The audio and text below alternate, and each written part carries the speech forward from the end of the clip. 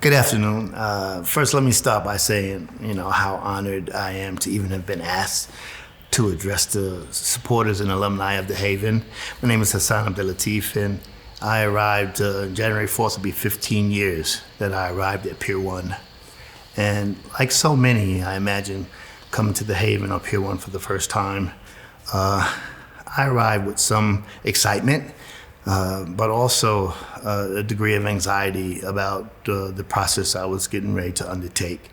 When I say the process of returning, I don't know if that's even proper. I was very much interested in returning to the community generally and to my family in particular. Besides that, there was nothing about my life, the previous 50 years of it, that I wanted to return to. Like so many who arrive on West Prison Circle, I was looking for a new life, and one that was not just drug-free, but fear and abuse and violence and conflict and even influence-free, those kind of things that motivate people to pick up for the very first time. And the comfort that I had was knowing that so many others before me had chosen this same course of return and had found their way. Early on in my stay, I got a chance to sit and talk with Ken Gaper, who was the director of Pier 1 at the time.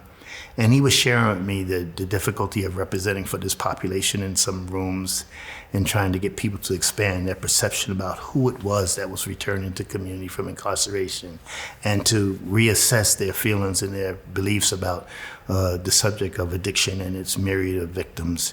And I said to him, I assured him that he wouldn't be alone in those rooms one day, that I would join him. I didn't know how that was going to come about, but I felt compelled to join him in that work. It felt that important and important to me. In 2012, I founded Second Chance Center as a reentry agency.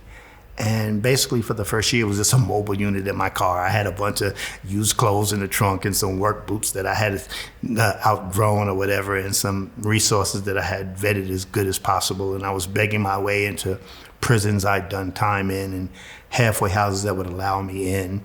And as an addictions counselor at the time, I used that as my offering. But I really was trying to stay connected to my people and refine what I thought was a better approach. I wanted to bring the kind of lessons that I learned in TC, around social skill development and fiscal literacy and financial literacy and basic communication skills. I mean, the kind of skills that I had were the kind that I really wanted to retire permanently. And so that was a process of gaining new ones, and I wanted to share that.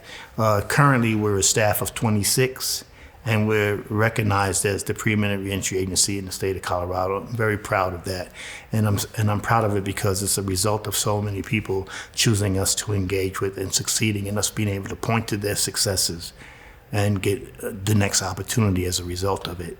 So they feel very much a part of the growth of Second Chance Center as well. And likewise, one of the biggest challenges we had was finding affordable and available housing for people returning from incarceration.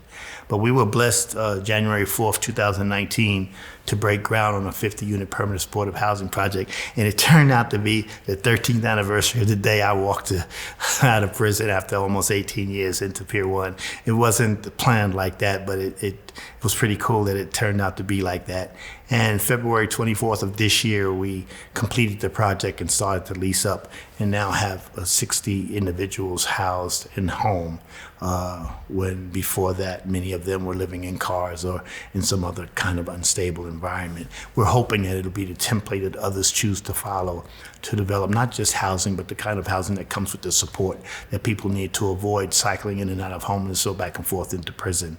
Those of you who have chosen the Haven to support for all these years, and those of you who are considering it for the first time, I encourage you to do so. Understand that these sort of compassionate, generous, prudent investments at the front end are the kind of thing that results in just not just lives being changed by those of us who are fortunate enough to actually come to that environment, but our families and our communities at large.